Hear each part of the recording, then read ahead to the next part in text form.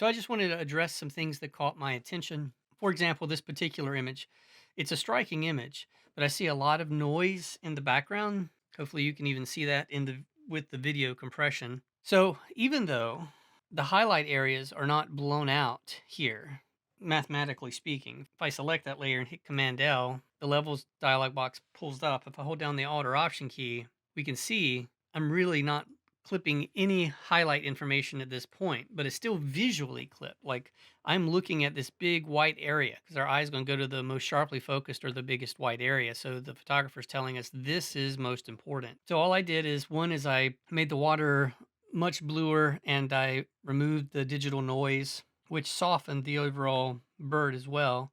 So I selected the bird and masked it out. And then I brought some detail back into the area where the feathers are. And then I sharpened right around here. Do you see that? Just a little bit of sharpening.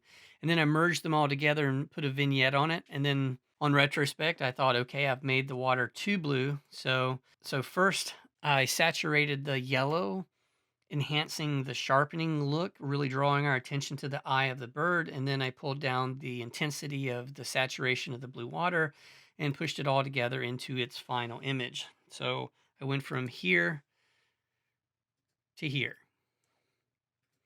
This image I really like technically. I mean, excellent resolution, focus, exposure, great texture. For me, for some reason, I just didn't like the direction the frog was facing. So I faced him this way.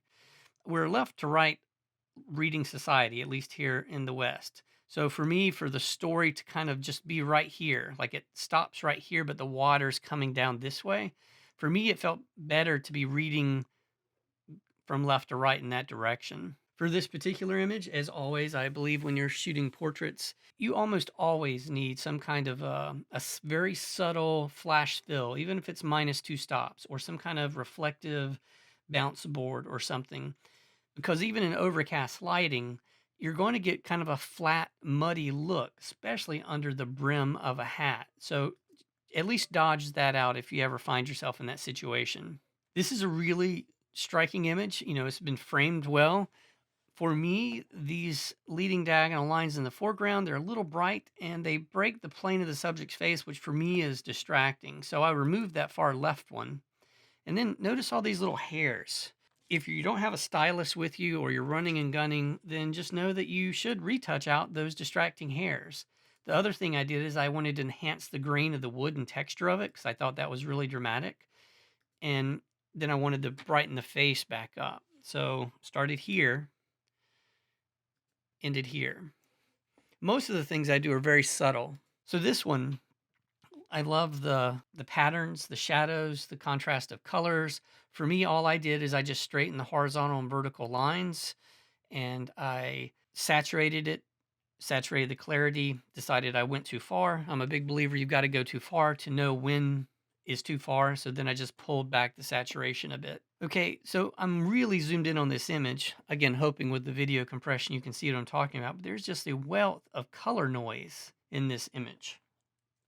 So just be aware of that. This is a really exciting image. I love aquarium photography. And as we all know, the hardest thing to do is capture good aquarium shots with crisp focus because everything here is kind of blurry. So do whatever you can in post to make that blurriness less apparent. So this particular image, this is how it was framed originally, ignoring the transparent areas here, which makes it a dead-centered shot. A good rule of thumb is you should have more negative space in your photograph in the direction of travel or the direction of the person's gaze. So I think this makes it for a much more interesting photograph, seeing where the writer's galloping into. Now, if you can't get it on the day, let me redo it here and crop it back to this. Essentially, just hit the crop key, click to activate, drag over to the side you want, and just make sure you have content aware checked. Photoshop's pretty smart. It'll do a really good job, especially on organic things. It really didn't do bad at all. That could be a little field back here. We don't know, but you could always hit S for the clone stamp tool and just come over and get rid of it. Super quick. Okay, so I love observational photography when you're walking along, you just find something that's visually compelling. And I think this is one of those things. All I did is I think I tweaked it to enhance the texture in the wall, but not make it too dark, and pull down the intensity of the black crates. Super minor adjustment. Looks like I pulled down the exposure in the foreground as well.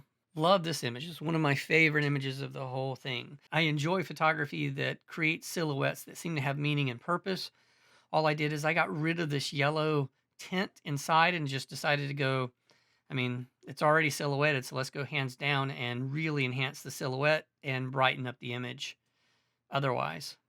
All right, so here's a good image, really exciting. Notice how the foreground is tonally flat. Like, it doesn't have a huge tonal contrast. You can always double check this in your color images just by adding a black and white adjustment layer. And that's going to tell you really quick. You don't have any blacks in this area or any whites, or very few.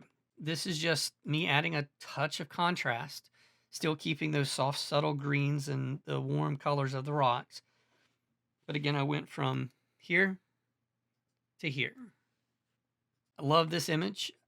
I think I just wanted to see a bit more detail in the highlight area. So that's all I did is I selected subject, which gave me a quick mask, and I just brought in a little more detail.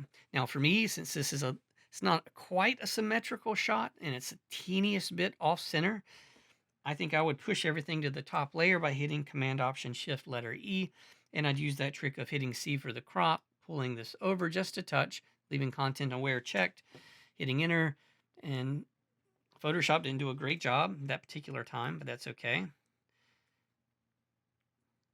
I can fix that real quick with the clone stamp tool. Just reconsider your compositions all the time. Typically, they can be improved by adding more to the image or taking more away.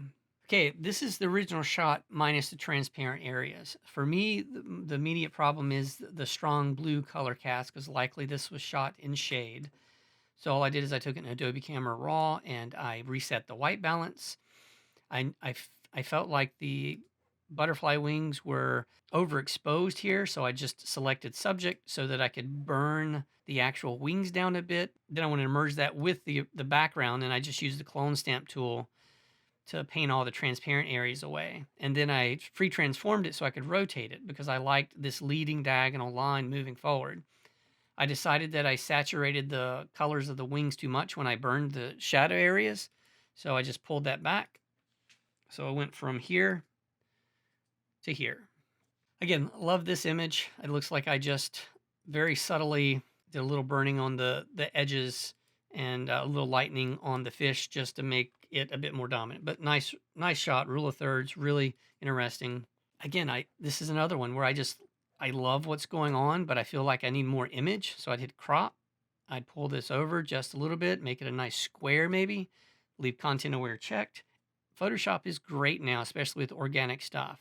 For me, this is a stronger image than, compositionally speaking, than the one that we saw before. And you can go as crazy with this as you want. You kind of decide how much do you want. Something to consider. This particular image I really liked. It looks like I just wanted to, I brightened up the bird, and this is when I reset the white balance of the background, because the background's kind of yellow, has a slight yellow cast over the black and in the whites. So I just removed that. That's a little too strong for me. I actually like the yellow after I removed it, so I'd probably lower the intensity of this. And then the last thought, this particular image, again, leading diagonal lines, rule of third placement, really exciting. Tonally, this is kind of flat, right? There's no rich contrast or point of focus is pulling us there. So create it. Do your traditional darkroom techniques of dodging and burning just to drag our eye to where you want us to see it. And if you ever go too far, which again, I believe you should go too far, just lower the opacity. Bring back a little bit of the original. But that's where we were, where this feels a little tonally flat. And this is incorporating some dodging and burning just to draw our eye right to the primary subject. Hope this helps.